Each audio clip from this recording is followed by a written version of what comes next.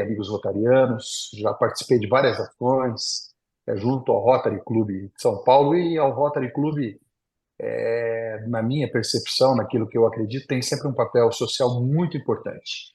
Trabalho social que transcende fronteiras, né? Não somente aqui no estado de São Paulo, no Brasil inteiro, em outros países. Então, a pessoa que tem a investidura de ser rotariano, é sempre como aqueles cavaleiros medievais, né? A gente tem um respeito muito grande pelo trabalho que é realizado, por aquilo que vem sendo feito.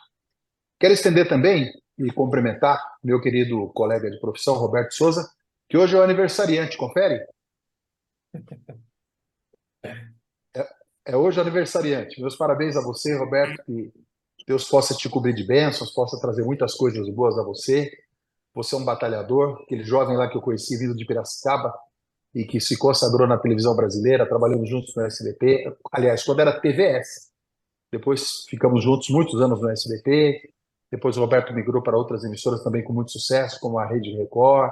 Passou por grandes emissoras, sempre com muita competência, muito profissionalismo e, acima de tudo, muito respeito. Então, meus cumprimentos a você e cumprimento a todos aí que a gente vai participar desse projeto interativo aí. Eu não me preocupei em posicionar nada em relação a figurinhas, porque eu acho que o papo é bem natural, é bem descontraído. Bom, a gente vai fazer um parâmetro sobre o jornalismo antigo e o jornalismo atual. E isso, claro, sempre, né, presidente, nos remete ao estudo, né? A gente tem sempre que estar estudando de forma perene, de forma contínua, porque o jornalismo é algo muito presente, não somente nos dias atuais, mas há muito tempo atrás. Pra vocês terem uma ideia, o primeiro jornal que se tem notícia foi do ano de 59 a.C. Júlio César mandou imprimir alguns éditos, falando das conquistas que ele tinha tido na Gália, em vários locais, onde ele havia levado aquilo que era importante, que eram os conceitos do Império Romano para essas regiões.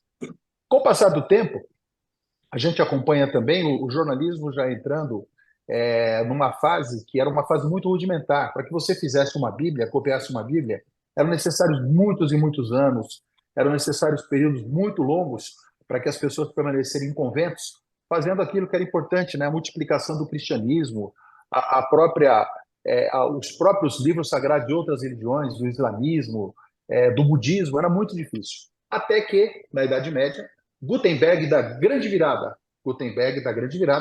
criando os linotipos e criando a imprensa. Tanto é que Gutenberg é considerado o pai da imprensa. A partir daí, os livros começam a ser editados com muito mais rapidez, com muito mais sofisticação, livros, bíblias. O primeiro livro impresso no mundo foi uma Bíblia, né? Então começa a ter mais rapidez, começa a andar com mais velocidade. Aí a gente tem como foi a chegada da imprensa aqui no Brasil. A imprensa no Brasil, ela chega já na época do Martim Afonso de Souza, com alguns éditos, algumas coisas que eram colocadas em alguns pontos, porque muitas pessoas aqui nessa região ainda eram analfabetas, era uma cultura indígena que tinha por aqui, muitos poucos portugueses letrados no início da colonização, mas a imprensa ganha força mesmo com a chegada da família imperial ao Brasil, quando o rei de Portugal, Dom João VI, fugindo das guerras napoleônicas, vem parar no Brasil, aí ele traz a imprensa oficial para o Brasil, a imprensa régia.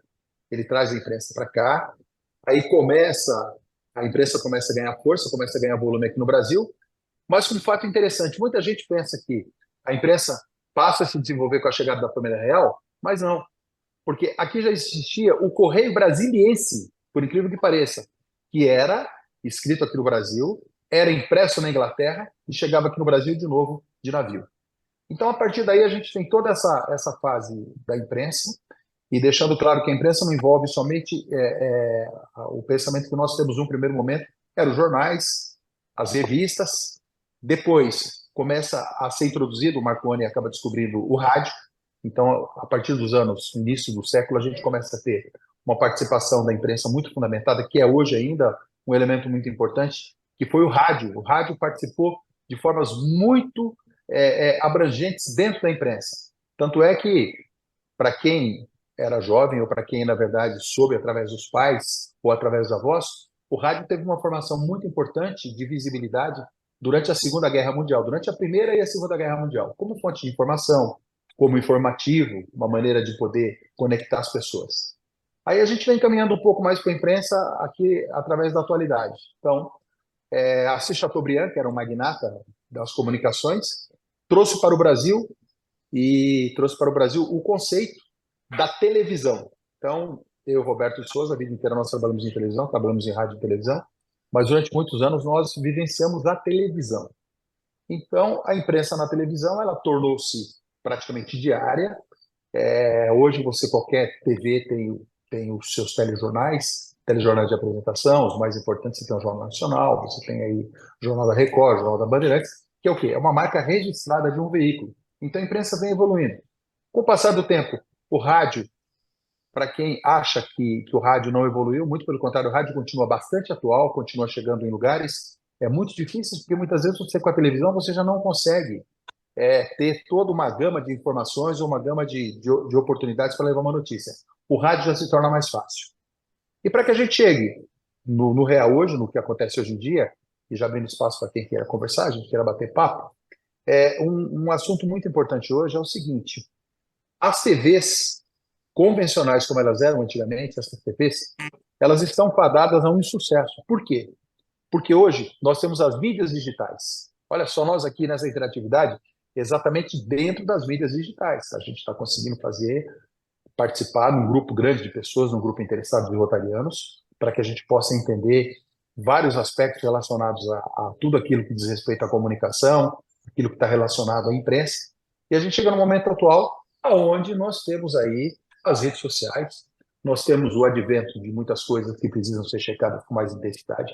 Temos, infelizmente, o advento do fake news, que são as falsas notícias que são publicadas, são replicadas. Isso aí acaba prejudicando muitas vezes a vida das pessoas, de grupos sociais, de etnias. Então, a imprensa hoje, ela se situa dentro do quê? A imprensa oficial, a imprensa hoje, ela se situa dentro da versatilidade, que é o quê? De você utilizar o seu aparelho celular, para você, boa parte do tempo as pessoas estão conectadas através do seu tablet, através das redes sociais. Muito pouca gente ainda acompanha noticiários na televisão, muitas vezes pelo dia a dia, pelo trabalho intenso, essas pessoas repercutem as notícias mais tarde, e muitas pessoas também, infelizmente, ainda se fiam naquilo que não é recomendável, na falta de apuração da notícia, porque a imprensa, na verdade, ela tem como preocupação básica a verdade.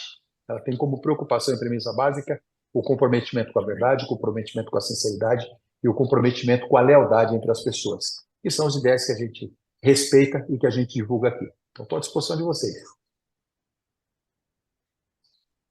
Carlos, eu posso fazer uma pergunta? Claro, meu amigo, com todo prazer. Meu nome é Paulo. É o seguinte, com essas fake news, hoje fica muito difícil, como você falou, checar as informações, né? Alguns anos atrás, era mais fácil você checar uma informação, porque não tinha fake news, né? E hoje, você pega todos esses meios de comunicação, você pega todas as redes sociais, cada um fala uma coisa, né? Do mesmo assunto. Aí eu te pergunto, o repórter, né? O que ele faz? Fica muito mais difícil, mais demorado para poder apurar essa notícia e poder dar para não dar mais um fake news? Com certeza. Muito bem colocada a sua pergunta, muito bem posicionada, porque isso é uma realidade. O que acontece? Nós, jornalistas, a gente faz, como a exemplo de um advogado, a exemplo de um médico, a exemplo de um dentista, ou seja, qualquer que for a profissão, nós sempre fazemos um juramento, né? E esse juramento ele tem que ser fundamentado na verdade. Então, muitas vezes, você não pode se levar por aquilo que você ouve, exatamente o que você disse. Quando você recebe uma pauta, você vai para uma rua, você vai para um determinado local, é sempre importante você procurar se cercar do maior número de informações possíveis. E uma coisa que a gente deixa sempre bem claro, quando você vai divulgar uma notícia, você sempre tem que divulgar a fonte. Segundo a Secretaria Estadual dos Transportes, a greve do metrô hoje atingiu 1.500.000 pessoas na capital paulista. Não seja você o responsável por dar essa informação sem embasamento. Então você tem que ter a fonte. Qual que é a fonte? É uma fonte oficial, um exemplo, Secretaria Estadual dos Transportes está dando essa informação. Então você sempre procure atribuir a fonte mais viável que você checou para que você possa dar essa informação. Você complementa a informação. Porém, segundo o Sindicato dos Metroviários aqui de São Paulo, essa greve atingiu cerca de 1.400.000 pessoas. São essas informações que a gente tem. Então, você tem uma fonte que é a fonte oficial, você tem uma fonte que são os organizadores da greve. Então, é sempre importante você ter mais de uma, você ter esse contraponto para que você sim dê essas informações, para que você tenha o máximo de credibilidade possível. Porque o que acontece? Nós tivemos aqui um caso, só para corroborar para deixar bem claro que essa sua informação é muito importante, que eu participei dessa cobertura, que foi o quê? Foi quando nós tivemos aqui a escola base. Você lembra aquele escândalo da escola base? Onde pessoas foram acusadas de terem abusado sexualmente de crianças. Isso, com o tempo, ficou provado que isso não aconteceu. Só que a escola base fechou.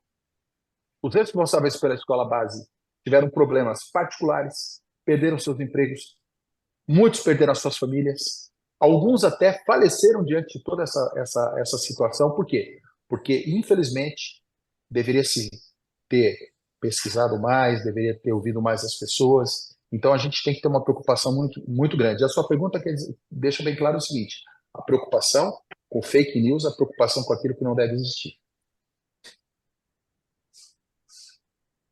Ok, O duro é que todo mundo quer dar beleza, acho que obrigado. Muito esclarecedor. Está bem um furo explicitado. um furo, né, de reportagem, Exato. né? As pessoas querem colocar É. a notícia no ar, né, muito rapidamente, né? A grande preocupação, o que Infelizmente. seria um furo de jornalismo, né? O furo de jornalismo é exatamente quando você consegue ter uma informação privilegiada e essa informação, mesmo que você tenha essa informação, primeiro que o repórter que dá essas informações, como foi o meu caso, quando eu estava começando a minha carreira, aconteceu um fato muito interessante. Haviam vários burburinhos, haviam vários comentários de que iria mudar-se o plano econômico que estava no país. Nós tínhamos o ministro da Fazenda, que era o Dilson Funaro, muitos aqui lembram dele, foi um grande ministro, Dilson Funaro, e a grande pergunta era onde estava o ministro Dilson Funaro, quais seriam os rumos da economia do país naquele momento. Então, eu, jovem repórter, começando a minha carreira, eu falei com a minha chefe, chefe, já que eu não estou fazendo nada, e se eu fosse para frente da casa do ministro Dilson Funari? Porque ele morava no Morumbi. A Rede Bandeirantes era ao lado do Morumbi. E eu fui até a casa dele, parei a viatura de reportagem lá, eu, o cinegrafista, o auxiliar, ficamos na porta, aí estava entrando uma senhora que trabalhava na casa, eu falei, senhora, a senhora me faria a gentileza, eu posso falar com o ministro Dilson Funari? Aí ela pegou e falou, quem que é? Eu falei, imprensa. Eu sou o repórter, o Carlos Cavalcante, estou começando a minha carreira. Seria muito interessante se eu pudesse ouvi-lo. Aí ela falou assim, um minutinho, eu vou ver se ele fala. E eu fiquei ali aguardando. Olha, não deu 10 minutos, o ministro Dilson Funaro saiu de dentro da casa, de terno e gravata. Quando ele olhou, só estava eu de repórter.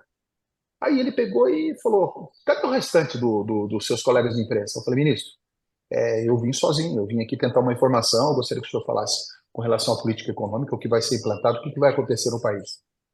Ele olhou assim, coçou a cabeça e falou, olha, bom, daqui a pouco eu vou ter que falar, mas como você é um jovem repórter e você veio aqui, eu vou dar o furo para você.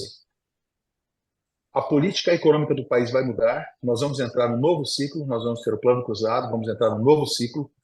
Eu continuarei à frente do Ministério, mas muitas coisas importantes vão ser mudadas. Então, essa informação, a partir de agora, nós teremos uma nova política econômica. Quando eu peguei aquela fita, meu coração palpitava. Eu falei, será que gravou? Será que não gravou? Quando eu cheguei na emissora, a Bandeirantes colocou essa matéria num primeiro momento e foi a matéria de maior repercussão. 15 minutos depois, todas as emissoras do país estavam na porta do ministro para buscar informação. Então, é muito importante a gente buscar sempre a fonte, a gente buscar sempre a credibilidade. É como o trabalho que vocês fazem no Rotary. Vocês fazem um trabalho visando o bem-estar das pessoas, visando o bem-estar físico. Muitas vezes vocês, por exemplo, no horário de almoço, que a gente poderia estar saboreando uma comida maravilhosa e batendo um papo, a gente está preocupado em apurar a verdade, está preocupado em trazer à luz de situações que são lamentáveis como as que a gente conviveu. Né? A gente teve um processo eleitoral muito difícil, para que a gente pudesse entender muitas coisas. Então, é muito importante o jornalismo que ele continue atual, que a verdade continue sendo a lealdade do jornalista, para que a gente traga sempre a luz da verdade, acima de tudo a luz da verdade, mesmo que aquela notícia não seja aquela que você gostaria de dar, não seja aquela que no fundo, você diria assim, poxa, eu gostaria que fosse diferente essa notícia, mas você tem que dar essa notícia com a verdade, com a lisura e com a informação para você sempre ter o respeito e o respeito à sua classe profissional.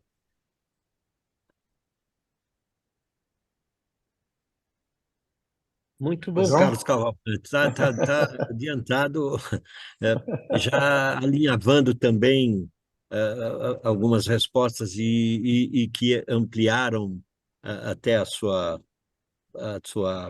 palestra, e pode continuar ou que não tenhamos te interrompido De maneira num, alguma, de num maneira alguma. momento. Então, por favor, continue à vontade,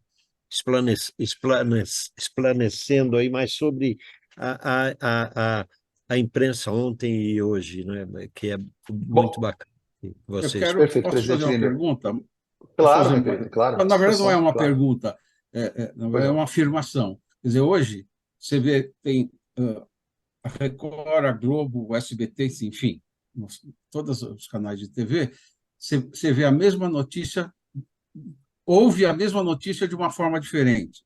Quer dizer, cada um fala aquilo que lhe interessa. Quer dizer, isso é muito ruim, né?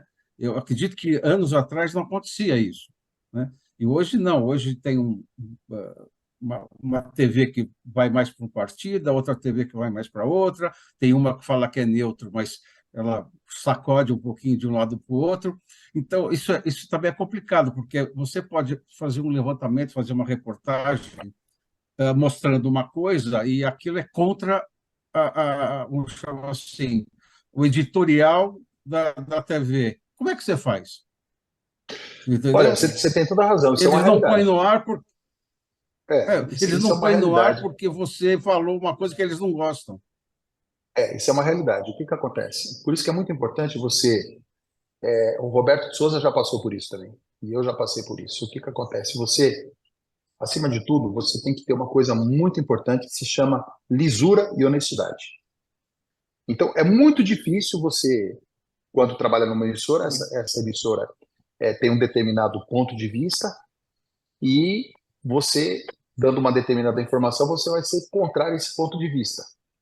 Só que aí você tem que se impor como profissional. Você pega, por exemplo, o repórter Roberto Cabrini, que é um repórter bastante experiente, o qual eu denoto muito carinho, muito respeito por ele, e nós fizemos uma cobertura juntos num período em que era muito difícil, a gente estava saindo do período da ditadura militar, né, que nós tivemos, ou ditadura ou não, essa palavra às vezes para alguns é ditadura, para outros não. Porém, nós saímos de um momento muito difícil do país. Agora, quando você procura buscar informação, quando você procura buscar aquilo que realmente é a verdade, você consegue ter aliados e você consegue colocar o seu ponto de vista. Porque aquilo que eu falei para você, o jornalista, ele tem que ser, acima de tudo, uma pessoa neutra. Você tem que trazer neutralidade perto de você. Eu vou dar um exemplo. Em 1991, eu fui o primeiro repórter brasileiro a ir cobrir a guerra da ex-Yugoslávia. Eu fui para Sarajevo, cobrir a guerra da Iugoslávia. Eu estava de férias na Europa, aí encontrei um outro brasileiro e mais uma menina que trabalhava no estado de São Paulo e trabalhava no jornal do Brasil, e nós fomos na direção de Zagreb, fomos para a Croácia para cobrirmos a guerra. Agora você imagina, nós estávamos em terras croatas, e usando do inglês, usando de artifício que a gente tinha para se comunicar, eles perguntavam: você é a favor dos croatas ou você é a favor dos sérvios? Se nós respondêssemos que era a favor dos sérvios, a gente provavelmente seria executado. E quando nós passamos para a Sérvia, que eles perguntavam: vocês são a favor dos sérvios e dos croatas? Se nós respondêssemos aquilo que não interessava a eles, a gente também provavelmente teria tido uma série de problemas. Mas aí o que você tem que sempre buscar, e é muito importante você estar colocando, é buscar a sua verdade, buscar a sua verdade interior, buscar o seu comprometimento. Se as pessoas tiverem que se contrapor, tiverem que dialogar entre si, se A ou B não concorda com uma determinada coisa, você traz essas pessoas para o debate, sem tomar partido de absolutamente nada, sempre colocando a verdade acima de tudo, sempre colocando aquilo que é importante, que é o pensamento positivo, que é o dinamismo, sempre com respeito às regras, porque é que nem condomínio, todo mundo, muitas vezes, tem um pensamento dentro do condomínio, né? Tem gente que adora ter cães, eu adoro cão, mas tem gente que não respeita que, por exemplo, o cão, ele tem que entrar pelo elevador de serviço, aquela pessoa acha que o cão tem que entrar pelo elevador social, um exemplo. Então, se não tiverem regras claras aonde e quando o cão deve ser transportado, você vai sempre ter problemas. Então, quando você passa a trabalhar, você tem que ter o mais importante, que é o quê? Que é a lisura, que é o comprometimento. Muitas vezes eu vi as pessoas mais velhas. Quando você tem dúvida numa determinada coisa, quantas vezes eu ouvi o Boris Casoy, conversava com o Boris Casoy, falava, Boris, eu estou numa situação assim, assim, assim, como é que eu devo proceder? Quantas vezes eu não conversei com o Marcelo Rezende? Quantas vezes eu não conversei com outros jornalistas, com o José Paulo de Andrade, que nós trabalhamos juntos muitos anos, com o próprio Roberto Souza. Escuta, ó, eu estou numa situação assim, assim, o que você acha? Você acha interessante? Como é que você acha que a gente tem que se posicionar? Os elementos que eu tenho são esses, esses e esses. Porque não é vergonha você ouvir pessoas com mais comprometimento, pessoas com mais experiência que podem ajudar você. Eu acho que o caminho é esse, é do diálogo. Beleza, Estou à obrigado, disposição. viu, Carlos? Obrigado. Estou à disposição. Pode Eu vou continuar. parar, agora eu vou parar, vou deixar outro. Tá certo. Alguém mais ou posso continuar? Não, pode continuar, por gentileza, e que Pois não, temos presidente. perguntas mais aqui, mas eu espero Bom, que você conclua. então, Claro presidente, que primeiro, todas primeiro, essas... primeiro eu quero deixar o meu orgulho aqui desse bottom aqui que eu levei para o Japão agora, recentemente. É o Paul Harris. Paul O Lers, bottom oh, aqui é o Paul bem-vindo, Harris. parabéns, hein? Foi agraciado com o Paul Harris, então é uma honra. E o que É que uma... acontece? Só para vocês entenderem como é que deve ser a percepção da notícia. Eu escrevi um primeiro livro, que depois eu vou presentear vocês.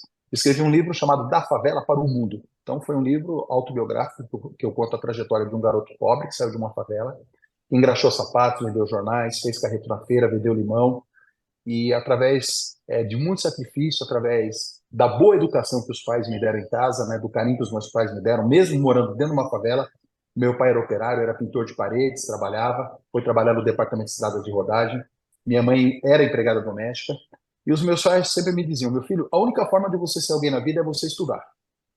Não entre para o lado errado que você não vai ter sucesso. Estude.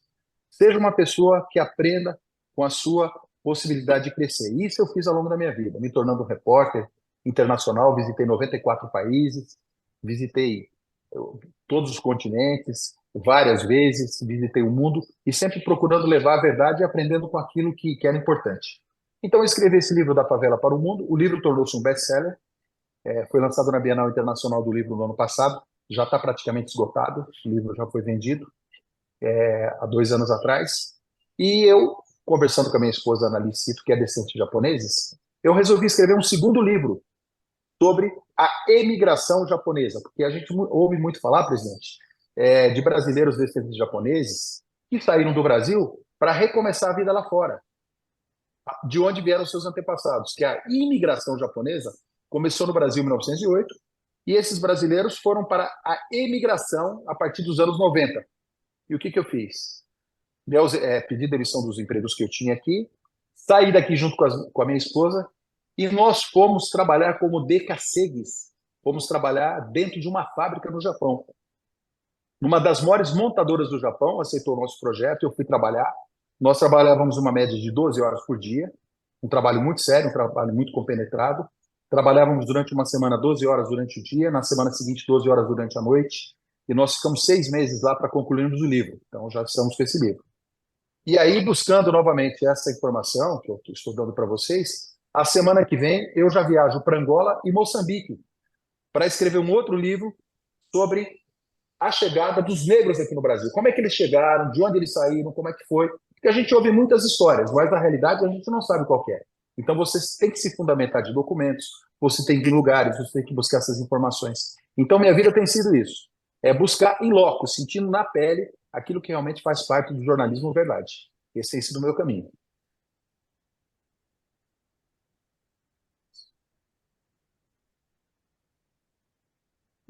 Opa, Muito bem, Carlos. Parabéns. Eu acho que está bem. Você quer seguir? Já temos perguntas. Eu não quero atrapalhar uma não estou à exposição. disposição. Pode Já ficar teria tranquilo. alinhavado. Pode continuar, porque essas perguntas serão feitas para você na devida oportunidade ou quando você achar oportuno, sem problema nenhum. Ok? Perfeito. Então, o que eu acho importante é o seguinte, por exemplo, países como o Brasil, apesar de todas as dificuldades, nós temos ainda uma imprensa livre, né?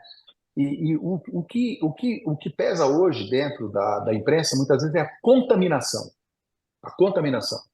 De pessoas que, na verdade, elas querem colocar o seu ponto de vista como se ele fosse uma realidade. E não é bem assim. A gente tem que ouvir todas as vertentes.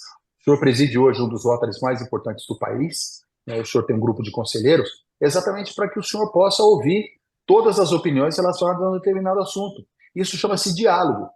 Isso chama-se ponto de vista de todas as pessoas para que se chegue a um objetivo comum. Então, nesse período que nós estivemos no Japão, a trabalho, nós estivemos lá trabalhando de uma forma muito dura, a gente pode perceber uma coisa muito interessante.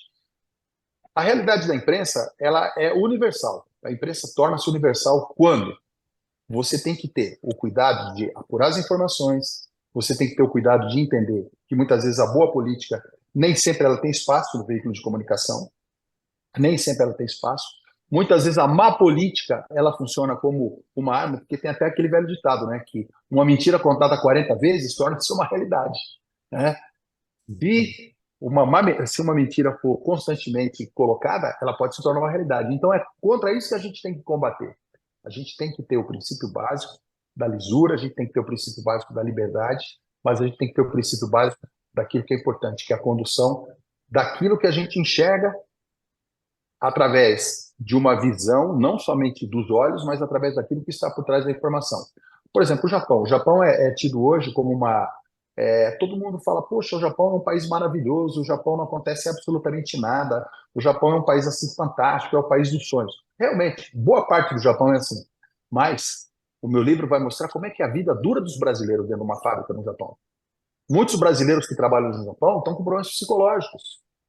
Muitos brasileiros que trabalham no Japão hoje têm problemas de saúde por conta das exaustivas horas que eles passam dentro das fábricas. Muitos brasileiros que vivem hoje no Japão têm problemas conjugais, porque se separam. Muitas vezes o marido trabalha 12 horas em um determinado horário, a mulher trabalha as outras 12 horas no trabalho, e eles quase não se encontram.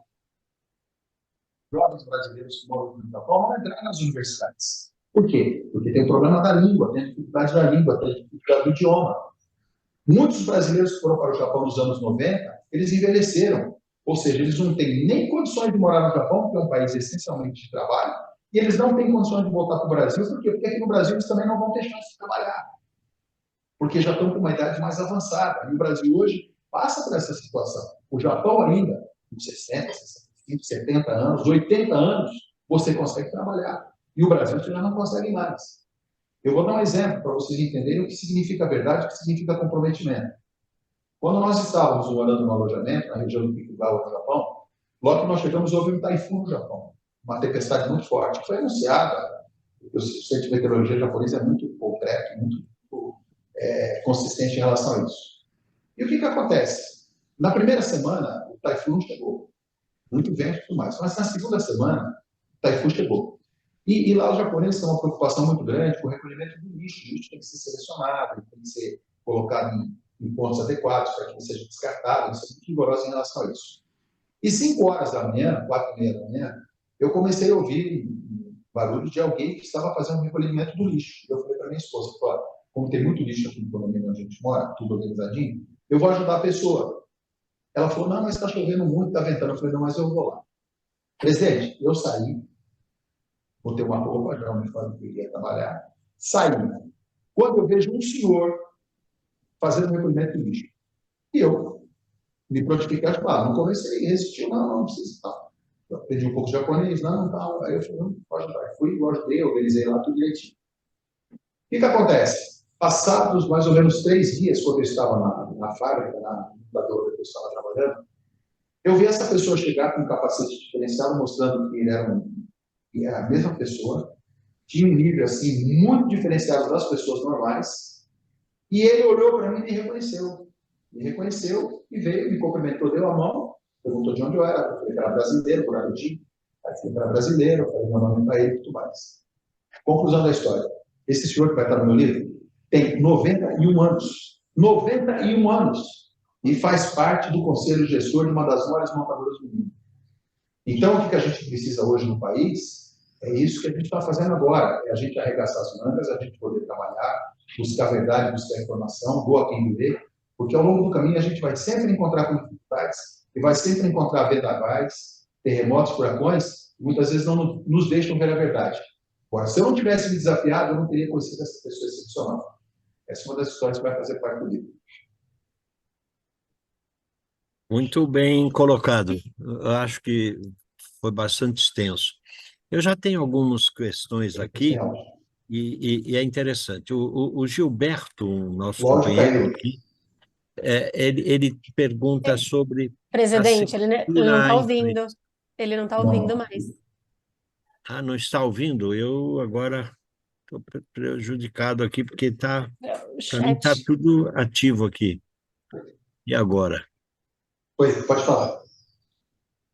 É, é, o nosso companheiro Gilberto fez um questionamento sobre, e é muito amplo também, a censura à imprensa. Ele fez uma pergunta curta, mas eu acho que é extremamente oportuna, porque está muito em moda hoje discutir se isso é uma verdade ou um risco, ou uma coisa que nos amedronta ou passa. Deu para pegar não, não. Dá para falar um pouquinho mais alto? Ah, dá bem. Eu vou falar mais alto aqui, mais Opa. próximo também, porque é, é sobre a censura à imprensa. E é um fato verdadeiro, é amedrontador ou é superável isso? Posicionamento de um repórter é muito importante para nós ouvirmos sobre isso. Eu até acrescentaria também o uso da inteligência artificial e tudo mais. Pode me ampliar o questionamento que esse também veio do nosso companheiro Maurício. Por favor, Carlos. Hoje, presidente, a inteligência artificial ela está presente na vida de todos nós, né? E uma prova disso, inclusive eu vi um estudo no Japão sobre inteligência artificial.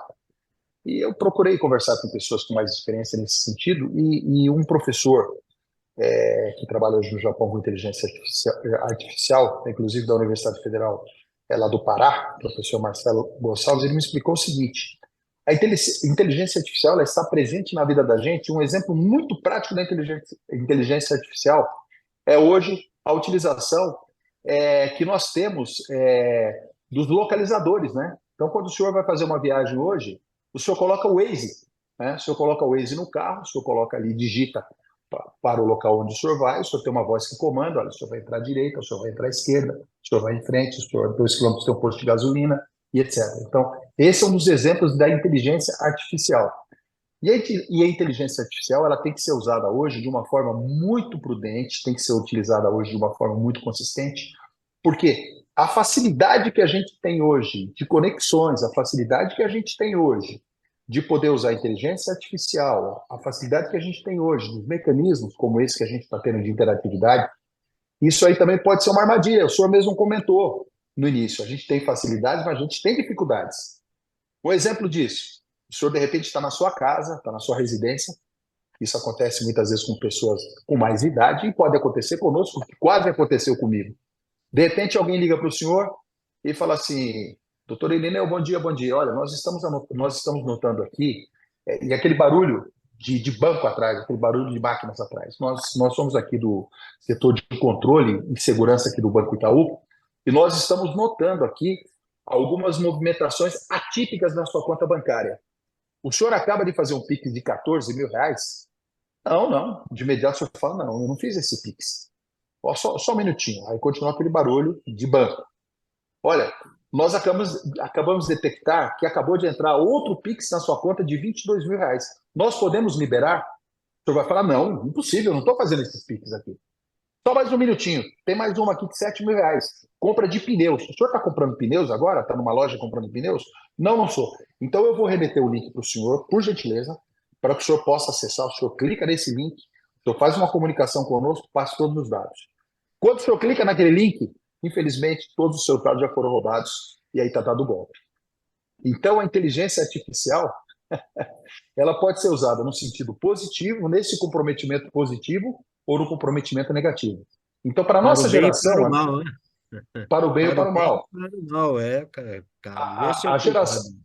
é verdade, a sua geração, a minha geração, se o senhor der um celular hoje, você pode faça isso. O senhor às vezes tem um netinho de 3 anos, 4 anos, dá um celular na mão dele para o senhor ver. Se ele não entra na galinha pintadinha, se ele não consegue buscar tudo aquilo que ele quer de informações, né? Hoje em dia, a gente usa a inteligência artificial para o bem ou para o mal? Se o senhor quiser aprender russo hoje, usando a inteligência artificial, usando os mecanismos certos, usando o site certo, o senhor aprende russo. Se o senhor quiser aprender japonês, o senhor aprende japonês. Se o senhor quiser aprender inglês, aprende inglês. Então, dentro da comunicação, a ferramenta inteligência artificial vai ser fundamental, desde que muito bem usada. Ela tem que ser muito bem usada, muito bem dirigida, muito bem aproveitada, vai ser fundamental, vai ser um divisor de águas. Eu acredito muito nessa possibilidade. Pode continuar, se alguém tem perguntas. Outro questionamento, só para atender Uhum. os pedidos aqui. O Fredmo também é um grande companheiro nosso. Ele pergunta se a opinião do repórter hoje está sempre alinhada com a direção. É bastante... Uhum. É uma pergunta muito Não tem inteligente. liberdade É intelectual. uma pergunta muito Não, inteligente, e eu vou muito ser muito inteligente, sincero muito bem. com o senhor, muito inteligente a pergunta dele, ele tem uma certa razão. No que ele tem uma razão? Ele vai dizer o seguinte: Carlos Cavalcante, você é repórter, você vai contra o ponto de vista do seu jornal, você vai ser demitido. É a realidade, a gente é demitido realmente. Sim, A gente muitas vezes é demitido conhece. em função disso. Então, o que a gente tem que ter, sobretudo? Você tem que ter uma coisa que você consegue ao longo dos anos, que se chama respeito. É a posição que o senhor ocupa, é a posição de respeito, é a posição que ele ocupa no dia a dia dentro da casa dele. Ele pode não concordar com o filho dele, mas ele vai discutir, vai dizer: olha, eu não concordo com isso, né? Eu acho que esse tipo de posicionamento não é o meu posicionamento. Eu acho que a gente tem que chegar num denominador comum, a gente tem que abrir um canal de debate para a gente debater isso, porque o senhor sabe muito bem que todo veículo que perde a credibilidade, ou mesmo a pessoa que perde a credibilidade, é uma coisa muito difícil de retomar. Os nossos pais, o senhor lembra muito bem disso, eu me lembro, o nosso pai era da época da caderneta, né? Você ia fazer uma compra, você tinha a caderneta, você escrevia, chegava no final do mês, você ia lá, pagava na caderneta. Ou então os mais antigos dizem, era na base do fio do bigode, tirava o bigode e colocava o bigode ali. Hoje está muito difícil realmente, está muito difícil. É muito comprometimento, é uma pressão muito grande por parte também de patrocinadores, por parte de grupos políticos interessados na mudança de uma série de situações. E é uma realidade. Isso é muito difícil você poder ter, você ter esse discernimento, você ter esse comprometimento com você mesmo, de chegar e poder dizer: não, eu não vou por essa linha, ou eu vou por essa linha. Eu, graças a Deus, eu acho que o Roberto Souza também, a gente sempre se manteve muito isento sobre tudo isso, a gente sempre se manteve muito consciente. Então, eu acredito que hoje em dia, na minha época, não existia isso tanto. Agora, hoje, é mais difícil o cara ser repórter e ser jornalista. Porque ele precisa comer, ele precisa trabalhar, e muitas vezes ele é obrigado a fazer certas coisas que talvez no íntimo dele. É boa pergunta também, viu, presidente? Muito bem colocado também. E eu acho que isso tem muito a ver com a formação, até ética e moral, do nosso estudante de hoje, futuro jornalista, dentista ou médico de amanhã, o que seja, é ter independência intelectual. E isso eu acho que ela é realmente influenciada por desde patrocinadores, desde por interesses clubísticos ou políticos, etc. Muito cuidado. E a gente fica meio perdido. Eu acho que o Fredman colocou bem essa, e Muito bem você colocada a pergunta. explicou muito bem também. Eu acho que está bom. Aliás, o Fredman também pergunta sobre o seu livro, depois para mandar o detalhe, porque já tem gente querendo, interessado no seu livro. Se está esgotado, nós vamos ter que procurar no sebo aí, mas vamos buscar sim.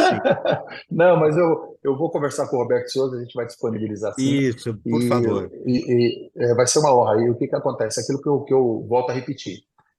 Muitas vezes você tem que sentir na pele para você contar a realidade. Eu poderia muito bem ir para o Japão, passar 20 dias no Japão, ouvir alguns brasileiros contando, traria histórias maravilhosas, e diria: não, o Japão ainda continua sendo aquele Eldorado, onde as pessoas vão trabalhar, recebem ien, tem salários maravilhosos, um país onde não tem preocupação com segurança, onde você tem possibilidade de viver de uma forma tranquila, tal. Parte disso é verdade, mas eu vou só dar um exemplo para vocês. Quando eu estava no Japão, quatro jovens de condição econômica muito boa, entraram numa joalheria em Tóquio, um dos bairros mais chiques de Tóquio, chamado Shibuya. Entraram, ameaçaram a pessoa que estava vendendo, porque lá não existem policiais armados como aqui no Brasil, segurança ofensiva, quebraram os vidros, isso está na internet, é possível ver, quebraram os vidros, roubaram os relógios, entraram dentro do veículo e fugiram. Só que eles saíram dali 2 quilômetros depois, eles pararam. Do lado de fora tinha uma outra pessoa filmando tudo aquilo que estava acontecendo, jogando nas redes sociais. Quando eles foram abordados pela polícia, sabe o que eles disseram? A polícia prendeu todos eles, foram todos presos em flagrante. A polícia japonesa trabalha com muita rapidez, os prendeu em flagrante e perguntou, fazendo uma cariação: vocês são todos jovens de classe média alta. Eles não precisavam roubar. Por que vocês fizeram esse roubo? Eles disseram, por uma única razão. A gente queria ficar famoso. A gente queria ganhar like, ser conhecido no mundo. A gente queria visibilidade.